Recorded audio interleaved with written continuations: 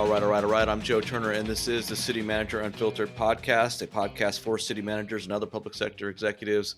I'm really looking forward to this interview with John Weidl, the city manager for Whitewater, Wisconsin. You might recall that he was on episode 7 when we did an interview with him and Micah Gaudet about ChatGPT. John's just hilarious. I was dying and laughing out loud the entire time. I think I probably annoyed some of the listeners because I just loved his sense of humor and his style. And I've been dying to have him back on the show and trying to find a reason to get him on the show again. And I think I got a good reason this time. And so, John, welcome to the show, and introduce yourself to the audience. Hi, everybody. John Weidl, City Manager for Whitewater, Wisconsin. And I'm sure the reason Joe is having me back is because subsequently I did deliver that ceremony for my friend's wedding that was written by ChatGPT, and it went off without a hitch. They loved it.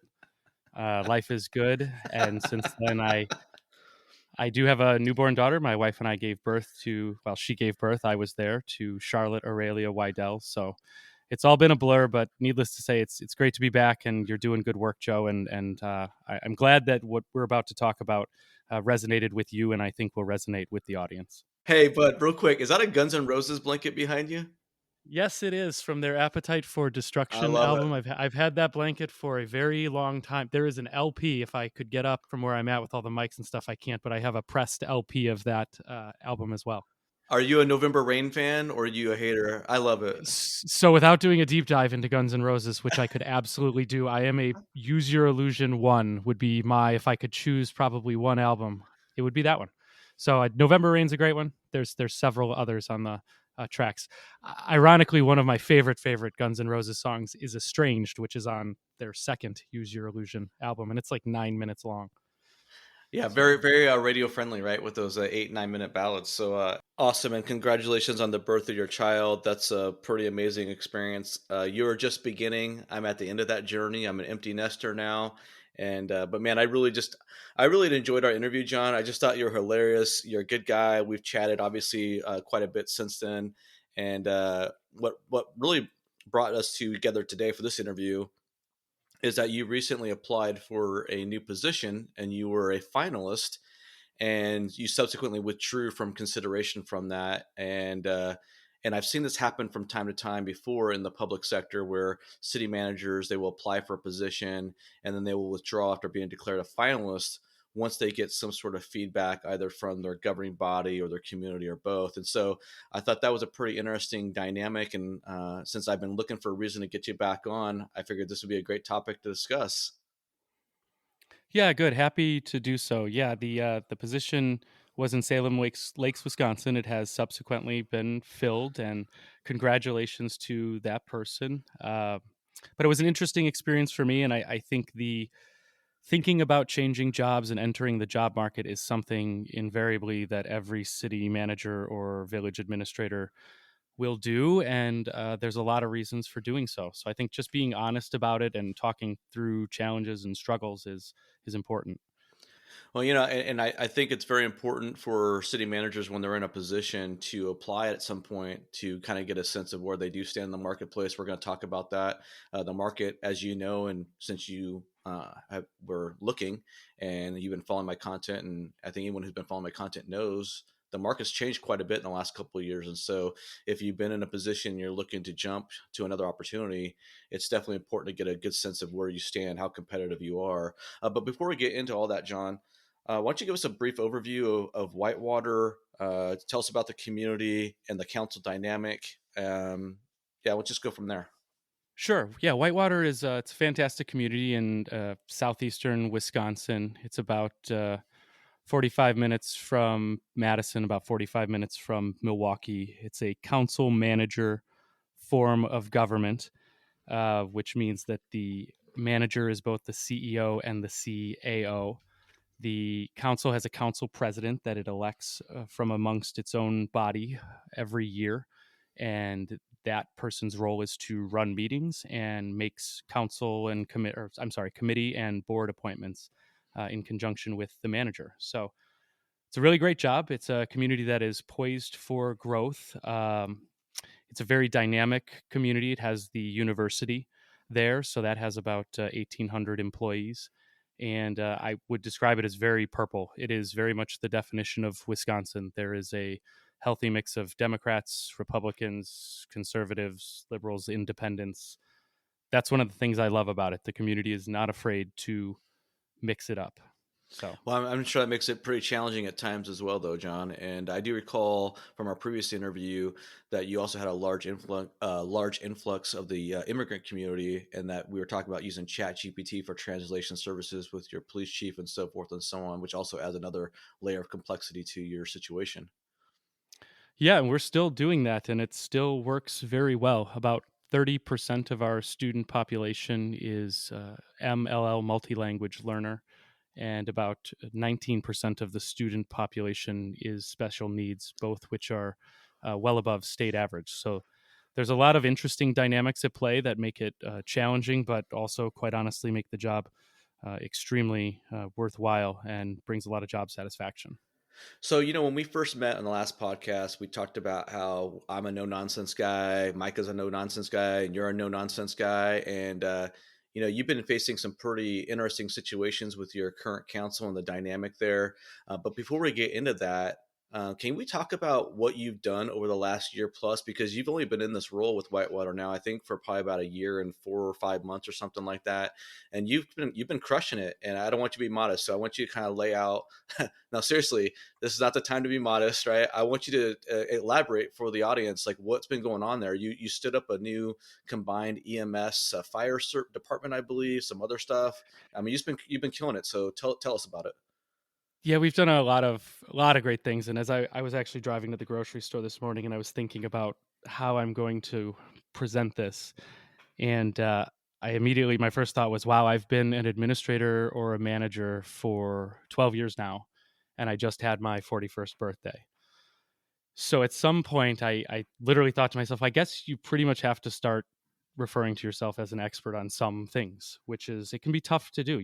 Right. The It's rule awkward. of thumb Yep. is you lay the credit off onto absolutely everybody else, and you are a bullet sponge for pain and suffering and all the things that didn't go right.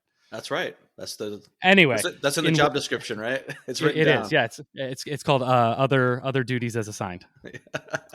Anyway, in Whitewater, what we've done is, yeah, we went from a volunteer fire and EMS service to a full-time service supported with, I believe we're adding our 17th full-time personnel coming into this next year. It's a paramedic level service. And the shortest way to describe the leap is, prior to converting to full-time, the turnout time, meaning the moment the call would hit dispatch to the moment the equipment would roll out the door. 40% of that time you would call in, it would take over 5 minutes to get out the door. Today, our turnout time is about a minute 30, and the 90th percentile for that is about 2 minutes and 30 seconds, which means 90% of the time they're rolling out the door in less than 3 minutes.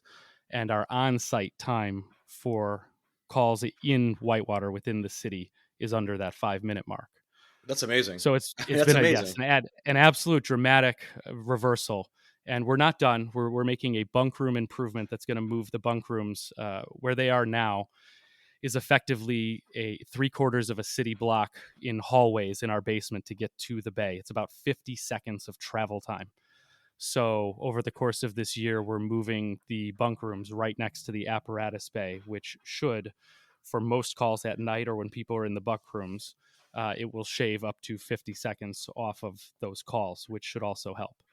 And So that's been, yeah, go ahead. who else should get the credit for that, John? What's the name of your fire chief? Why don't you go some shine on some of your Yeah, folks there? it's our fire chief, Kelly Freeman, who's been with the City of Whitewater for a long time. He was our streets superintendent and our part-time and volunteer chief, and he ended up stepping over and taking the job, which Awesome. is thrilling. Well, short version on fire departments, since once the chief is appointed, that is up to the Police and Fire Commission in Wisconsin. It is incumbent that the manager or administrator and council have absolute faith in their chief, because once they are hired, the discipline and removal of that person is turned over to an entirely different subset in Wisconsin, both Oh, police and fire really? chiefs. Yes. So when we eventually get to my police and fire chief speaking at a meeting, I couldn't fire them if I wanted to. Wow. They don't. That's an interesting wrinkle. They report to me through the budget, but from a process standpoint, no. So Kelly has been fantastic. Our assistant chief Ryan Dion, our other assistant chief Joe Uzelding. There's countless. I could go on and on about them. But the I fact mean, of the matter is, they took a huge leap of faith on Kelly and me and the city, and we are now, nobody's poaching our employees. They are paid right. They are well trained. We are one of the better departments in the Tri-County area from a numerical and financial perspective. that And in and of itself, this accomplishment in and of itself for a full year is enough to sort of pad the resume, right? What else you been doing over there in Whitewater? we've uh, we've revamped the way we deal with economic development. We're in the process of hiring a full-time economic development director, and that's going to be great. But we've brought in, the low-hanging fruit, the things you want to see. We've added an Aldi, which to a lot of communities, that's not a big deal. But Whitewater is a registered food desert by the USDA, Okay. which means we are so far away from such amount of food. You essentially do a gap analysis, right? And if your gap is so high, you're a food desert. And we've been a food desert since at least 2019, and this will help move the needle on that. So that's a huge deal. Additionally, we've signed on our first large industrial development in quite some time. Again, it's not earth shattering, but it's 100,000 square feet, 7.5 million precast building that's going to bring jobs into the community. And we're in the process of implementing $1.9 million of money for affordable single family housing. So that's the external stuff. Internally, I think the biggest wins are, and staff has talked about this. We're doing stay interviews. We're trying to figure out what's motivating our employees to stay. I know I personally have signed off on it. I'm guessing between 15 and 20 raises outside of the normal every once a Annual year I review. get my, yeah, Yeah. Yeah. Exactly. Yep. right, to make sure that I could tell. I wasn't there, but my human resources manager, we have several employees that have been with our organization for over 20 years that were not at the top of the range. So I corrected that. And Awesome. several of them cried like they had never worked in an organization that was simply like, for what you have done for us for as long as you've done it, this is what you deserve. And Right. one of them's been with our city for 39 years. I mean, at Yeah. some point maybe it's 29, but still, my point Yeah. is that's a long That's a long time. So time. It's a long we've time. taken care of the outside stuff. We're taking care of the inside stuff, and we've also executed a strategic plan, and we have a balanced budget going into next year in an environment where we have 500,000 less dollars in state revenues, which for us is about 5% of our total. If your general fund is $11 million and $500,000 of revenues isn't showing up, that's a big hit. What can you briefly explain why you're losing that money? What's the cause of that? Yeah, to make a long story short, there were several agreements in a state program that help fund police and fire services provided to state-owned property, whether that's a university, a prison, a museum, anything. And with the university, which is worth about $400 million if it were on the tax rolls, the amount we're receiving for police services was turned down to zero, and we had an agreement with the university that, to no fault of anyone recently, it was not done appropriately, so it was determined to be null and void.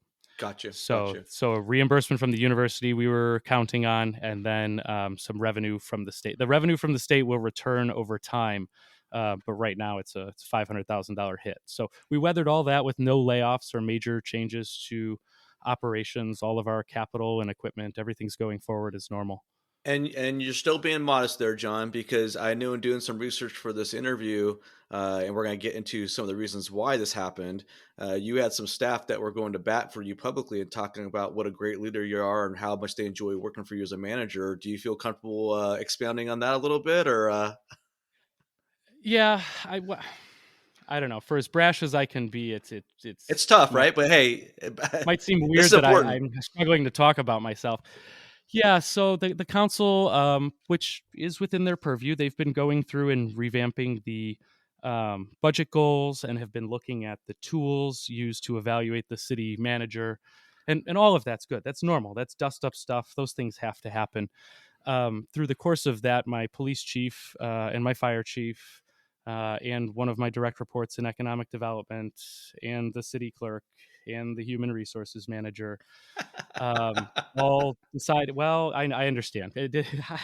Decided that they would speak and express their support for the direction of the organization and expressing that generally the staff are happier than they have been in quite some time. They believe the organization is headed in the right direction.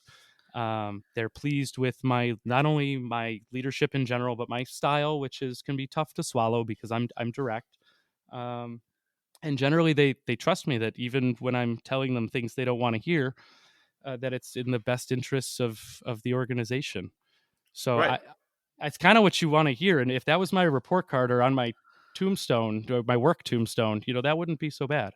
So I lay this all out, or I had you lay it all out, John, because how the hell did we get to the point a year into your tenure where you have the governing body, some members of the governing body wanting to hire an attorney to ostensibly, I don't know, discipline you? I don't know what the hell's going on, and you can unpack it because this is the action of the council that's generating this public outcry from the staff saying, "Hey, what's going on here? Our manager's doing a hell of a job, and yet it looks like you guys are trying to run him off." Can you unpack that a little bit for us? Yeah, sure. And I don't want to go on an apology tour here, but I think from the council's perspective, and there's part of it I understand, the city attorney as it sits is a contracted or could possibly be a city employee. And so some of them read the situation that the city attorney would report to the city manager. Okay, I get that. Additionally, the city contracts with a firm that I believe has 20 to 30 attorneys on staff, and working with I think three of them right now on various issues. Um, but there were members of the council that wanted to explore the path of the council having its own representation, which unto itself is not a terrible idea. Okay, as with a lot of things in Whitewater, the kernel of the idea is not terrible. It's often the follow-up execution and what standards are we going to hold ourselves to when we do that. So staff presented an RFP process. We presented our procurement policy. That's all fine and dandy. The council decided to move faster than that by a 4-3 margin and gave the council president the authority to seek up to, um, 3 bids for an attorney not to exceed $10,000. Honestly, I think the community's reaction to that has been um, far worse than staff's, right? Because at this point, staff has no work to do. We're kind of Right. just sitting around waiting to see what's going to happen. And But John, it's fair to say that this process that the council has been going through to get this attorney on board, however you want to describe it, is the way it went down is kind of what led you to start seeking out other opportunities. Is that fair to say? yeah, that's certainly part of it, right? What I mean, employee wants because here's the wants to thing, feel like yeah, their bosses are breathing down their neck? especially after And the it's a year you had. I mean, well, okay. So if I was my own lawyer right now, I would say you have a pending free agent here who's had a contract year. You're paying this employee at below the 50th percentile. You basically this is like baseball. You're getting this guy on an arbitration level like, yeah, deal. You may want to consider putting up with some of the more mercurial tendencies, considering they're leading to the outcomes that both staff and the community desire. That's one argument. The counter argument is that the council can do as the council does, and I'm not particularly bothered by them wanting to have access to information and access to experts. It mostly comes down to you send a message in the way you do things, and absolutely. nobody wants to feel like it's personal, right? Or feel like it's in response to it. Certainly couldn't be in response to the level of productivity. So it's and if we're all just being honest, there was a as with when any new manager or administrator comes into an organization, there were several employees, and by several it was 3, 4, 5 that left quickly, and a couple of them just left for better jobs because I couldn't pay them. The salary range is the salary range, but there were several others that left because the level of accountability had been dramatically increased, and they simply didn't want to work in that environment. And I think that They self-selected works both out. ways. It They works both self-selected out. ways. Yes. Yeah, yeah. And that caused some concern, and I think there are still council members from when that happened that don't have the full picture they would desire, and I think part of this is in hopes that they will find an attorney who will say something other than personnel matters rest with the city manager, I think is what this is coming down to, but probably won't land there. If I'm reading between the lines there, John, it sounds to me like some employees who might have been favorites of some members of the governing body or were giving information to the governing body are no longer with the organization, and that created some friction. Is that a fair representation? For something spoken by you, Joe, I will say that as a fair representation. To that, I would say every council member has employees that they rely on. I think I have several council members that people would say I'm their favorite. So really, that's why for me, it always comes down to policy and process. What are the Right. standards? Are they objective? Are you applying them? Recognizing you can't hold everyone to the same exact standard at the same exact time. Are you applying things uniformly? Are they being done in a way that people believe is logically fair?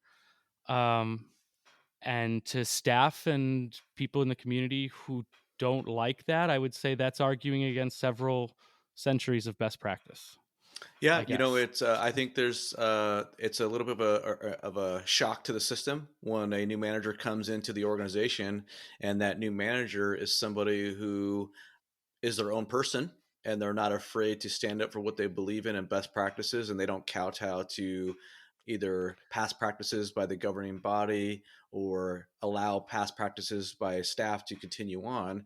And it's been my experience that that's going to happen. There's going to be a disruption in the organization and the status quo, and if you don't want to have a strong manager, if you don't want to have that disruption of status quo, don't hire a strong manager, right? Don't hire somebody who has a backbone and who has a belief or a philosophy about how certain things should be done, especially when it comes to accountability within the organization, extracting efficiencies, increasing production, so forth and so on. So let's drill down into this whole decision of what the motivation behind your decision to start applying for some new positions, and can we kind of maybe expand on that a little bit? Because here you are, you're a little bit more than a year into the organization, like we've established, you're killing it, you're crushing it, and you just had a brand new baby, right? Which in itself is maybe not the most ideal time to be looking for a new place to start a position and what have you, obviously. So clearly, there's got to be something going on that we can maybe unpack a little bit more for the audience to explain why you would be willing to take the leap to jump to start applying for a new position. On top of this, and I'm not super familiar with Wisconsin transparency laws either, but it's a little treacherous for word to get out that, hey, I'm looking for a new position, and your council might decide to whack you out as a result. I mean, I post stories about stuff like that all the time, John. So walk us through what's going on, this whole process, and all these different parameters and considerations. Sure. I guess the first thing I would say is the thought that my counsel would try and rub me out over learning I was a finalist somewhere else had never crossed my mind. Um, You never, you while never, I you ha- never, you weren't concerned one bit that you might get fired for testing the water someplace else and maybe looking at the cute girl across the bar. I'd probably be the village administrator in Salem Lakes right now with a $60,000 check in my pocket. I mean, Yeah. but no, I didn't. I just don't see them as those type of. And I guess to some degree, you got to be who you're going to be. So you asked me what started this, and what Yeah. started it is I was honestly holding my daughter and thinking, am I going to work in a community that has a lot of certainly a lot of upside, but a lot of political upheaval, and that's something we really haven't touched on directly. I've got a lot of longstanding council members. I have a council member that is a former employee. I have council members that are brand new. I have council members that tried unsuccessfully to run for higher office. And between all that, we have council members that run the entire political spectrum. In addition to that, the city itself, I think, has somewhere between 12 and 16 standing committees, just a large amount of committees and citizen involvement. And at every single public meeting, every single agenda item, the public is allowed to comment. So it can be a raucous, long painful experience at times, especially when you're the subject of the conversation. And several times I have been the subject of conversation for, reasons that are both warranted and unwarranted. So you begin thinking to yourself, is this, as I told several of my council members, is this where I'm going to spend my prime earning years and my prime, right? I'm a 40 under 40. So like I am firmly in my prime. I am in my prime. Right. And you got to think, especially someone, and not tooting my own horn, but I've been in local government a long time, and you start to think about career, not so much legacy, but if you're going to truly try and stick it out somewhere for 7, 8, 9, 10 years for the sake of your daughter and your family and stability, choose wisely. Right. Right. So, uh, out of that, and out of a necessity, of course, the market is so hot right now. I mean, managers are being paid over. Everyone from my good friend Kevin Lehner, who's in what is it, Janesville now, um, or is it Beloit? I can't remember. Boy, such a good friend. I can't remember where he works. Just kidding, Kevin. But making 230 when I think the top of the range was 180. You wrote about this, right? So we see this time, Yeah. and again, I believe the top of the range in Salem Lakes was 140, and they're paying 145.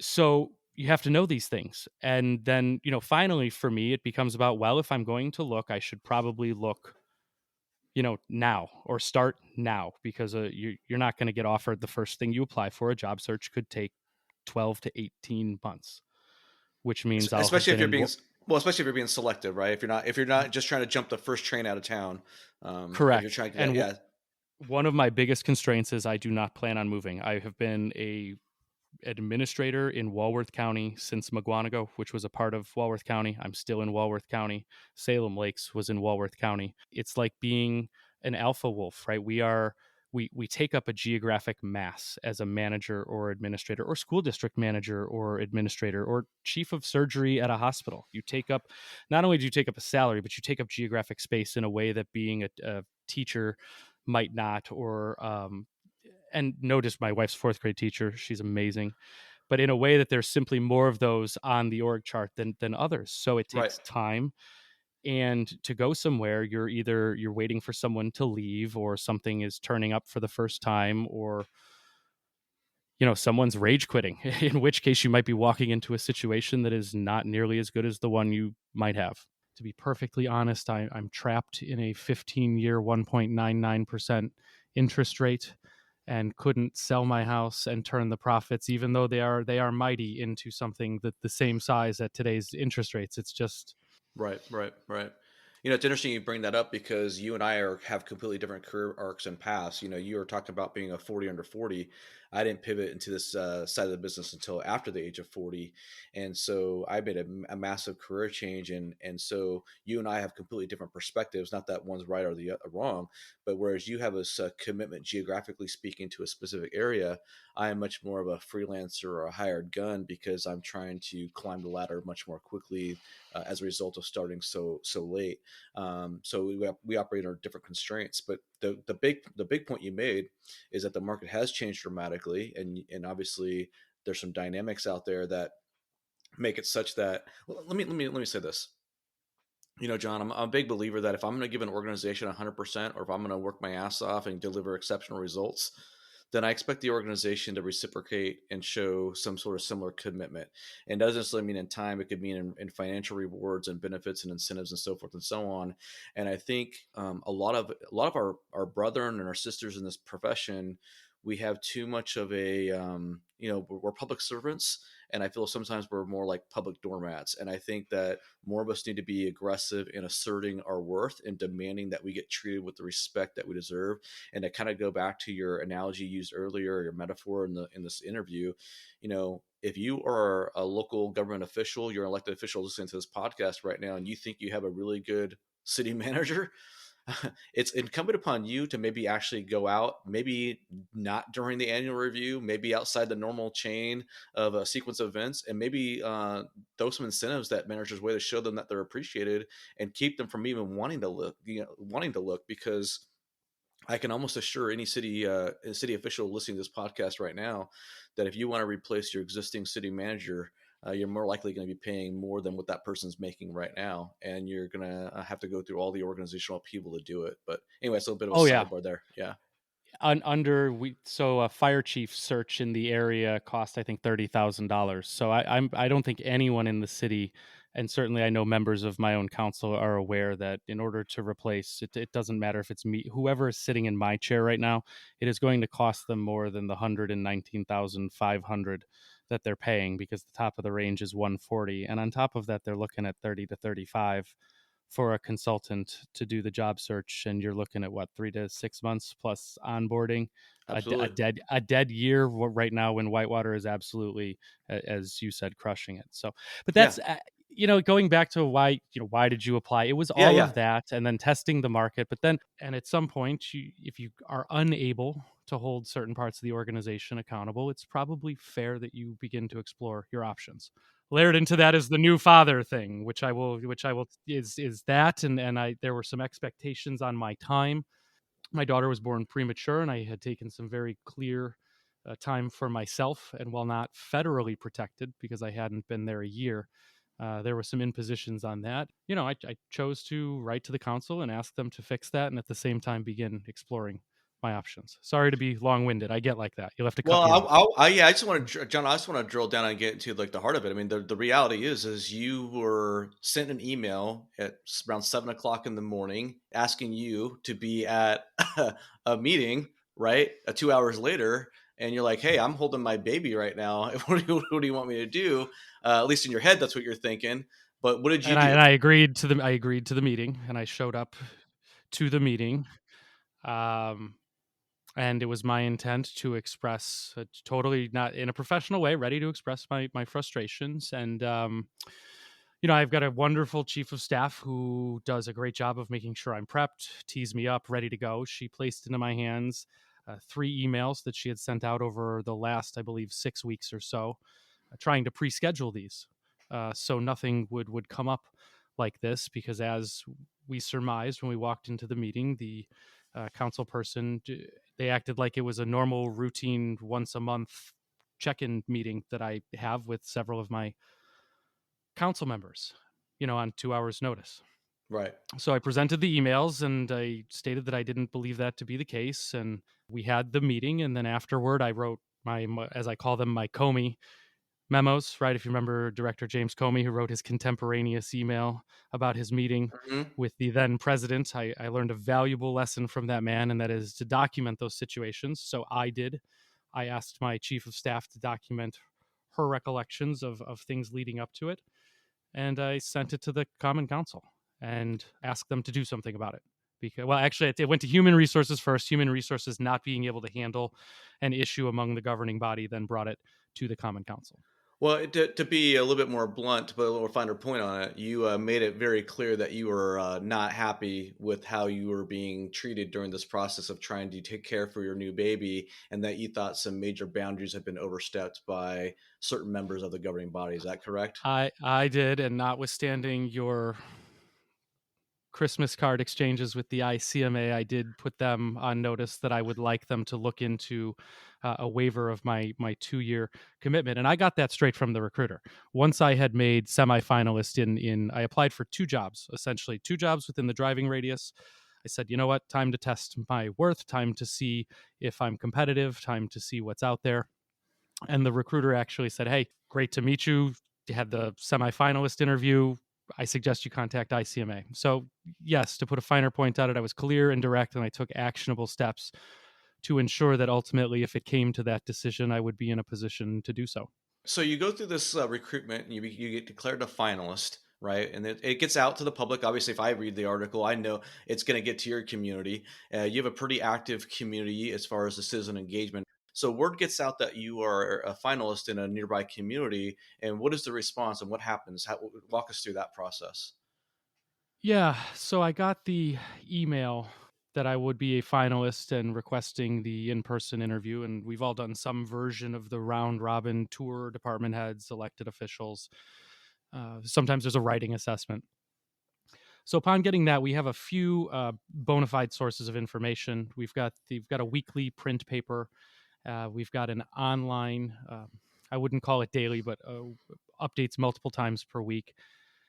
We've got a kind of a blog that's run by a former elected official and some other very involved people, and then another blogger. Point is, once it hit that point, you get out in front of it. I felt the right thing to do was simply explain in a very clear, respectful, and not trying to catch anyone with a stray. Here's what happened. I'm a finalist. There are some things I wish that would be worked on. I need to consider my options. We've accomplished great things together. I hope it shakes out another way. Having said that, I'm being forthright in what's about to happen next. And I sent it off to the newspaper and to the elected officials. Elected officials first, and then, Right. newspaper. But I want to clarify something for the audience here, John. Because sometimes I forget because we do our extensive pre-interview prep that the audience isn't privy to it. But before you sent the memo to HR complaining about the overstep on your paternal leave or paternity leave for your baby, you had also previously, about I don't know, maybe 3 or so weeks before that, sent a memo to the governing body saying, "Hey, I'm not happy with how things are going in this community right now with how I'm being treated." A much softer, much larger. So the what comes to be uncased like an onion has, or Shrek, you have layers, Right, right? And right. as you Yes. as you peel back the layers, there are several staff that have at various points in time put written complaints into human resources about various actions of the members of the governing body.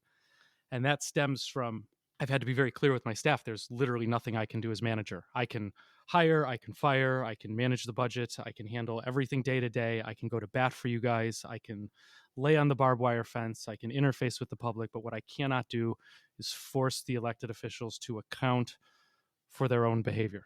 It's just not, the system is not built like that. That's And so correct. I suggested that their best course of action is to, Comey is my homie, write your memo down, send it to human resources, and see if they can facilitate some sort of conversation among the elected body. And what happened is, once I decided that was the strategy, within 3 weeks we had, I think, 4 complaints.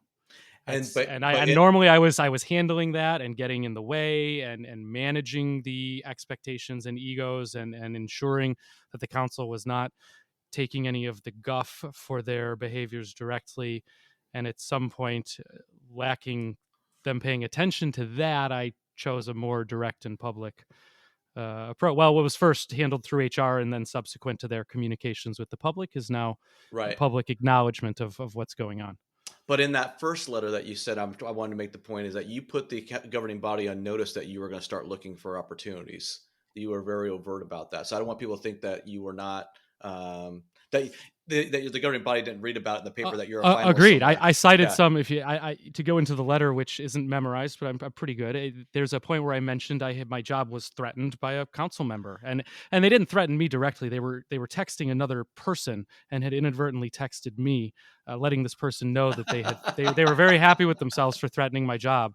And I texted back that this person was texting the city manager, and then they texted me again as if I was still whoever was supposed to be on the receiving end of this communication, that it was also made clear to me that I was in no uncertain terms supposed to do anything to support a specific development. And I texted back, "You're still texting the city manager." Screenshot, memo, labor attorney, human resources.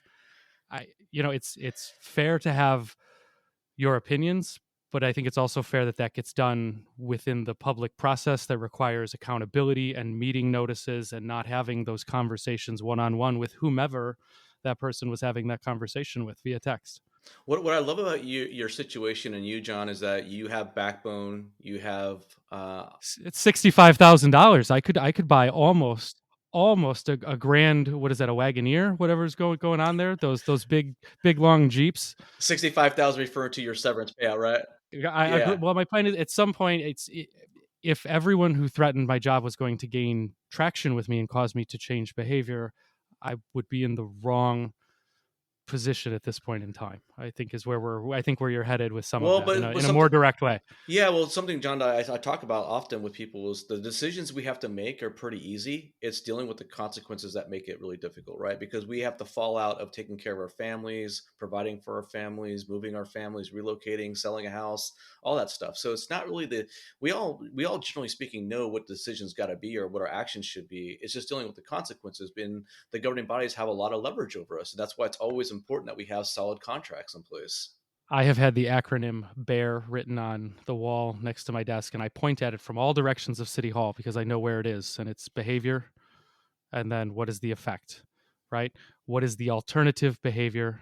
What is the result? Right. And that's where I try and stay. And so for me, what is the behavior? The behavior is accountability is not in alignment with otherwise what these same members would have me hold others accountable for, or would certainly hold me accountable to, right?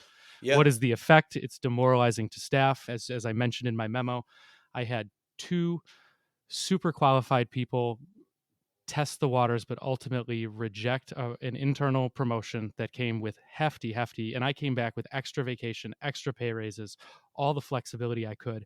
And it came down to did not want to have to show up at a public meeting and deal with the elected officials in the same way I have to. They wanted the buffer of a director and not that responsibility. And for me, that's an issue that affects Yeah. recruitment and retention, which is strategic bullet number 4, as approved by the governing body. And so we should talk about it. I'm Yeah. not calling for heads. I'm calling Right. for let's read a book. Right. Let's Right. attend a training. Let's have a conversation. Let's talk about the A in BEAR, which is the alternative behaviors and the result or the potential result. So you have, like, again, what I want to say is you stand up to your governing body, and I don't mean that in a disrespectful way. I mean you actually are an executive with backbone. You're not just a wilting, shrinking violet over there who's just take a punching bag taking it. Hey, we're talking about a man who has a new baby, has a wife, family, a house.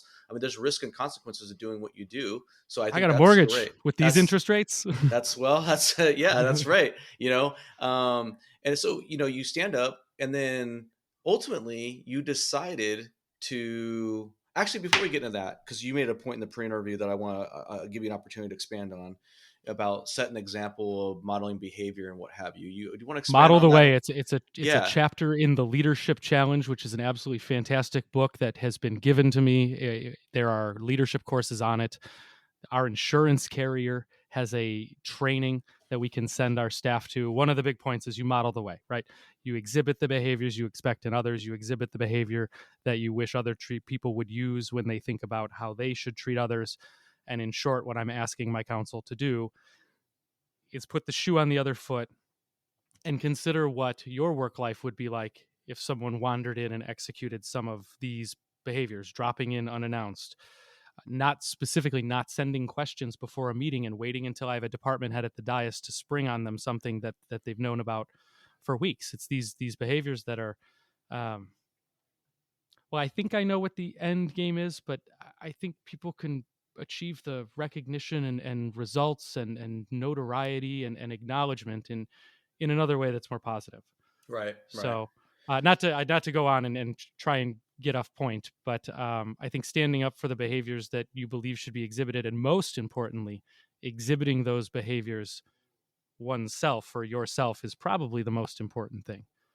John, one of the fascinating things I find about your situation is you have this paternity leave component in a new era of city management, more work life balance, where we're trying to find this, try to massage our way through taking care of our communities while also taking care of our families. And there's this issue with the governing body member overstepping the boundaries when it came to you being on paternity leave. Can you talk a little bit more about why that sort of was the straw that broke the camel's back, and why that elicited such a strong response from you? Sure. Um, First and most importantly, family leave and any type of leave for any of our employees, I think, is of some of the utmost importance. Secondly, we really need to be modeling the behaviors we expect to see in others. And whether it's, I've had employees since I've been in Whitewater on maternity leave, medical leave, sick leave, uh, bereavement leave. I have an employee out on military leave right now. I believe those are to be respected. And then I think most importantly is leading up to the birth of my daughter. I had one of my our IT administrator approached me, and just he's known me for a little bit, so asked me what my plans were, and I had told him that I wasn't sure yet. I was considering working through it, which is something I think all managers, male or female, have considered. And short segue. Sorry to just be like salute the troops, which is universally applaudable, but to the female managers, department heads, in fact, all of them out there that Yeah. either work through it and deal with those issues. Hats off to them. I don't think it's properly understood and respected, even in a world where we call it family leave and it's becoming more and more acceptable. So, the staff person stressed to me the importance of my position right now in leading by example through that, and strongly urged me to consider dedicated maternity leave and being fiercely defensive of that time away and using it. One, because that's obviously the right answer for anyone who's through the birth of a child. It's one of the best moments. You need to be focused and in there, supportive of your spouse, all of that stuff, but also for the organization to show not only to show everyone, it shouldn't gender whatever, to show every employee who's having a new child come into their life that it is allowable, it is supported, and it will be protected. I think you hit on a really important point too, and it's something that I think obviously deserves more discussion for a different podcast, and that is the challenges that women face when they're having a baby and whether or not they take a maternity leave when they're in an executive role. It's inherently easier for men, at least traditionally speaking, to navigate the birth of a child while maintaining their career.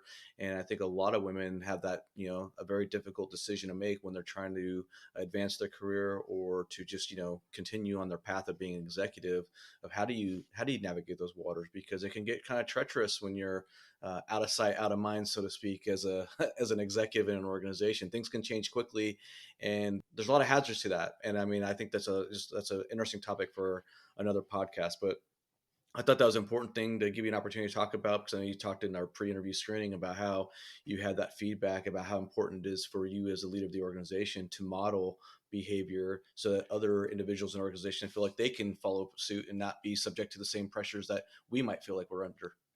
And if I'm being, I know you've been giving me opportunity after opportunity to bring that hammer down right on top of the nails head on the anvil. Without that moment, I would not have picked up my computer and pulled up WCMA jobs and started browsing. I mean, that email led to my laptop staying in my lap while holding my daughter and beginning to see, and that's something I hadn't done before. Yeah, And I know you had talked about the light switch mentality, but for me yeah, it's more like if I'm really going to look and I know what my constraints are, and it's the house, it's the geographic area, it's my wife just got her master's degree and her reading certificate, and she's a fantastic teacher, and that needs to be supported, right? She's moved for me. Enough is enough at some point. But I was talking about how the email request led to my response that was yes, I will be at the meeting, and I was at the meeting, yeah. but it led to the laptop continuing to be in my lap and me looking actively for jobs at that moment. And the difference between light switch versus I was forcing myself to live, that was how I was forcing myself to live in that future possibility, Okay. right? It in a way that it's my process, right? Whether I'm looking at a budget cut or addition or something else, I try and force myself to look as far over the cliff as possible, whether that's useful or not. So it wasn't like I had checked out, and this probably gets to, okay, so why, we can talk certainly about the See, that process that's of that's meeting the other well, community and all that, and then why did you yeah. choose? Because it wasn't like I got there and was like, "Pu, I'm going back." Like I got, Well, so whew, that's an interesting thing, John, because you talk about looking over the edge and sort of not sort of like flipping the switch, I guess, and being able to come back, right? I think whereas my personality is a little bit different. Once I flip that switch, there's kind of no going back. It doesn't mean I'm going to take the first opportunity that presents itself and just leave, but I think you show a little bit more dexterity in your ability because you took a look and you said, "I'm not happy with the situation I'm facing now." But for you, you still have the perspective that says, "Hey, I can still go back to where I'm at now." Like it's the bridge is sort of I haven't passed the Rubicon, I haven't crossed the Rubicon, so to speak, right? sure. And isn't that what all our employees give us, the warning signs? Don't in our own way, aren't we? Like, if I can bring this back to how this might be important for a manager, don't our own employees give us that through their body language, through their participation at meetings, through their work product? And I sometimes, and I think maybe what I was trying to get across as we armchair psychoanalyze what I was doing, is maybe it was my way of talking to the council and the community and saying, this is what an unhappy, perhaps the last manager was cool to hang out and just kind of do this for a while, but this Right. is what an unhappy and productive manager looks like. It wasn't like my the work was suffering, and in fact the work in Whitewater has never been better.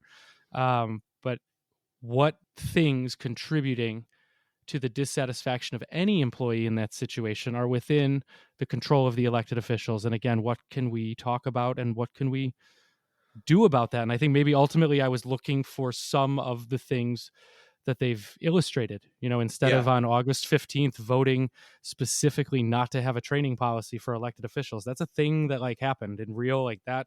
It's a motion, second vote, approved, to coming out with something that talks about better governance and engaging in training and being willing to bring in facilitators. So, John, you go through this process. You're named a finalist in Salem Lakes. You have this great record of success in Whitewater. You're unhappy with some of the overreach and the pushing of boundaries or violation of boundaries by members of the governing body. What was the determining factor for you in pulling your name from consideration from that recruitment and sticking it out with Whitewater? Because you had to. I mean, you already said you're paid under the market, right? Uh, what ultimately made you decide to stick it out with Whitewater? To sum it up, I had staff, I had council members, I had board and committee members, and I had members of the public contacting me directly, encouraging me to stay the course, encouraging me to continue doing the work that I was doing and helping the staff do the work they were doing. And I thought very long and hard about that. And ultimately, the decision to see where that road leads won out against, right? The adage is the adage for a reason. The grass is always greener, but it's not.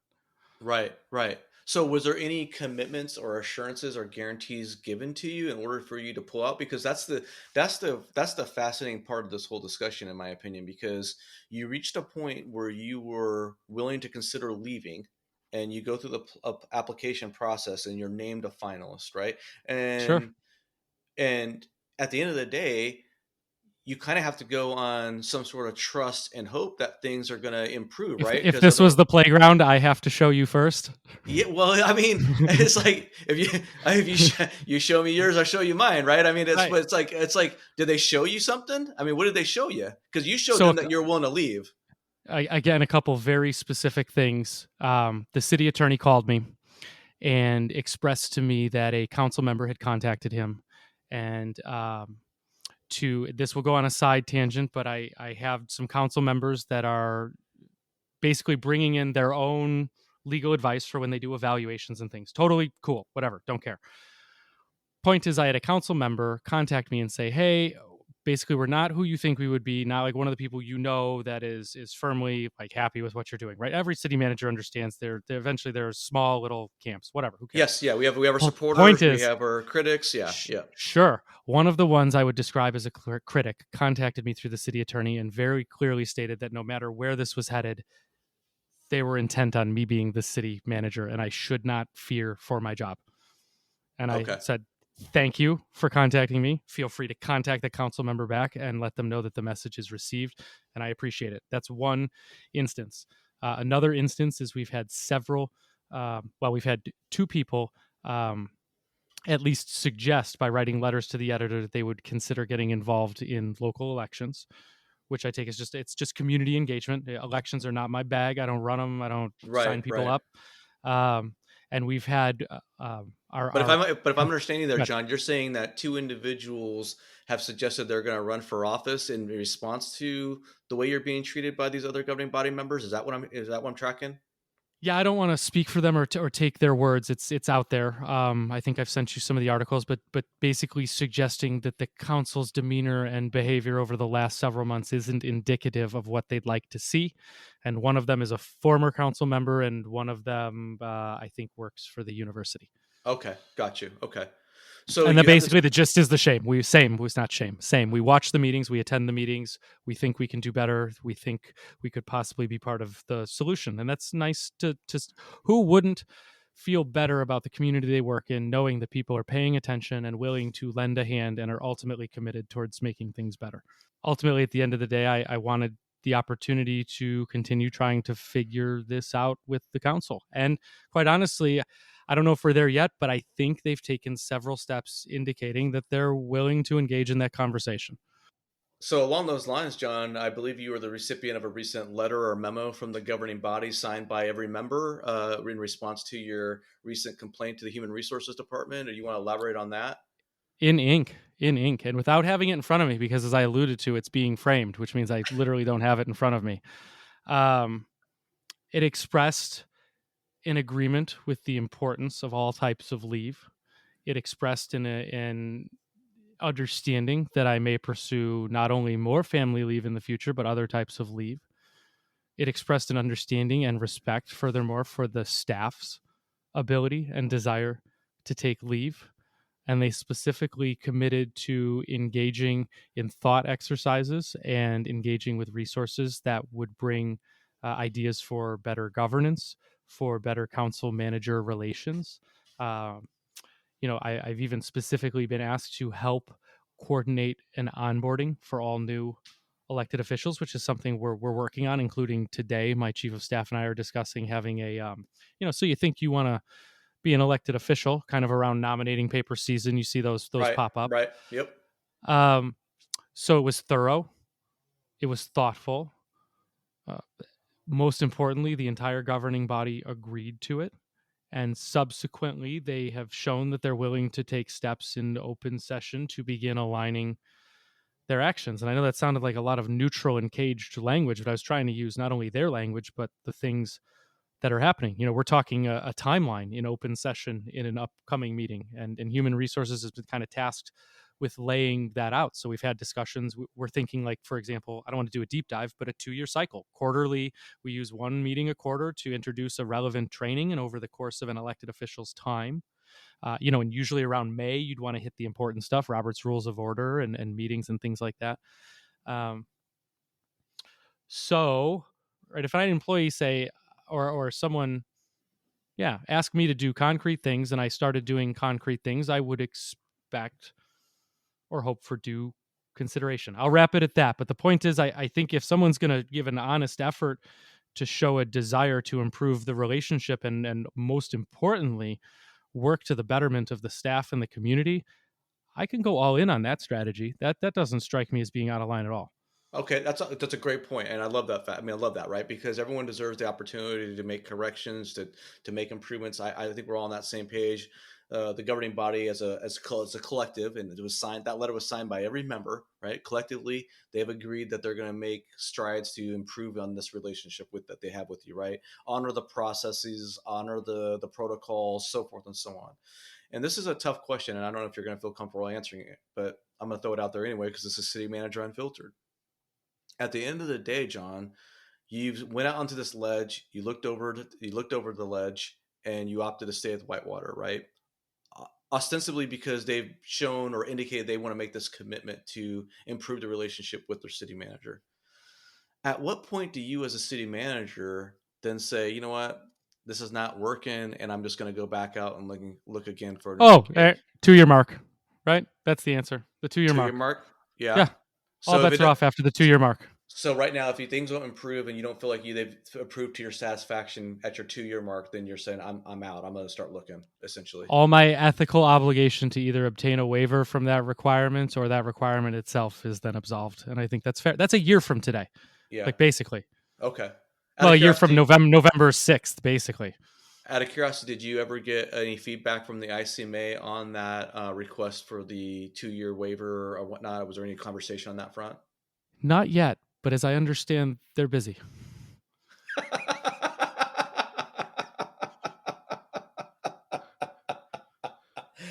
Oh man, are you really? Is the Yeah. vibe back?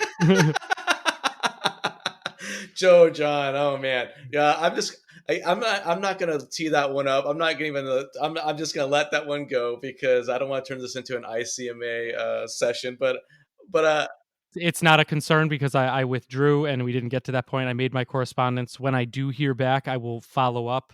yeah, And at some point, I'm going to want to know for myself what the appropriate protocols are because I'm sure, absolutely positive, I am not the only city manager or someone with some sort of ethical obligation to stick around for a while that is working in a job that has thought to themselves, what is the professional way to ensure that I can at least test my options, right? right. Absolutely, absolutely. Well, hey, John, thank you for being on the show. I've really appreciated you sharing your experience with us because, like I said, you had a fascinating road and one I'm always intrigued by because I sort of have my own perspective on looking for a new gig and, like I said, the light switch mentality. And I just really have a lot of respect for you as a manager for uh, holding your governing body accountable. And I think there's a lot of public sector executives out there who don't really hold their governing body accountable because they're afraid to do so, to be quite blunt. And there's obviously valid reasons for being afraid to do so because this job is very volatile and it's not easy to find a new job quickly. In order to stop the bleeding financially, if you don't have a good contract with you, right, as far as severance package and so forth and so on. Agreed, agreed. And it's not always easy. And you got to wake up early and shine your boots because once you take the position that everyone is going to be held accountable, to be perfectly honest, everyone is coming for Maybe. you at some point. Not all at the same time, hopefully, but at some point. And to my larger message, it starts with ourselves. If we can hold ourselves to the standard that we're going to hold others, it becomes a much easier path. I hate to say that essentially means make sure there's no you know what on the bottom of your boots. But Amen. Amen. make sure Absolutely. you're checking your six and you're doing the best for your staff. And then, yes, I think it is fair to ask everyone in the organization to do their part to go from, to quote the book, good to great. That does not seem unfair. I hope that seems reasonable to you, Joe. Amen, amen. And I will say this, your chief of staff shouldn't be the only one getting calls. So I think that if your governing body doesn't do what they need to be doing in the near future, you're going to be getting some calls because we all know the market's pretty tight right now for public sector executives. So I wish you nothing but the best, John.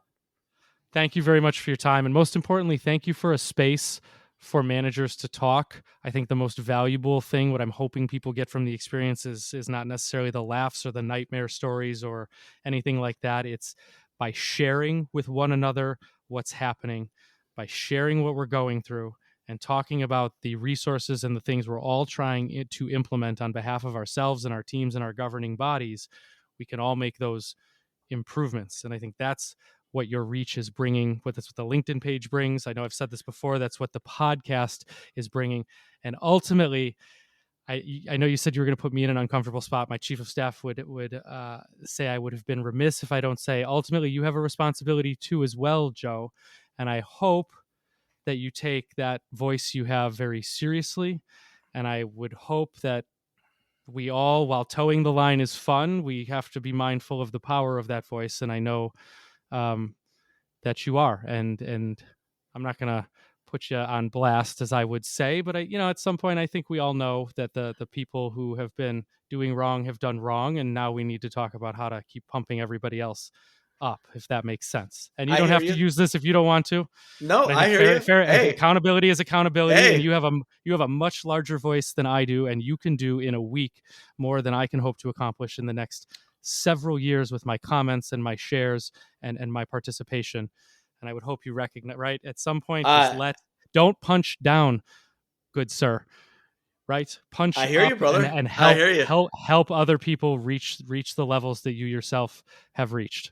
I hear you, brother. And I will say, one that's very important part of this podcast is actually having managers who are willing to come on and be as vulnerable and as courageous as you have been with share your personal story, because we all know a lot of managers don't want to be in the public domain like that, right? And so And it takes my two to story tango. does not pale in comparison to, is it Daniel, right, who's Rosemont, yeah, seven yeah, years. You have yeah, other, Mr. Freed has other issues going. There are other yep. personal political conflicts in this world that far outstrip what I'm going through. I hope to lend a voice, some knowledge we share, and to you, my good sir, you have more of that than I do. And I hope that you go forth and help us all. I think you have a chance to help a lot of people who would not have otherwise been able to enter or move around or be heard, to have that opportunity. And that is a wonderful spot to be in. So thank you. I appreciate that, John. And on that note, I'm gonna let you go. John Weidl, City Manager for the City of Whitewater, Wisconsin. Thanks again for being on the program. I am Joe Turner. This is the City Manager Unfiltered podcast, a podcast for city managers and other public sector executives. If you like the show, please subscribe. Please hit the follow button. Please leave a rate and a review. And thank you for your time. Have a good day. Bye bye.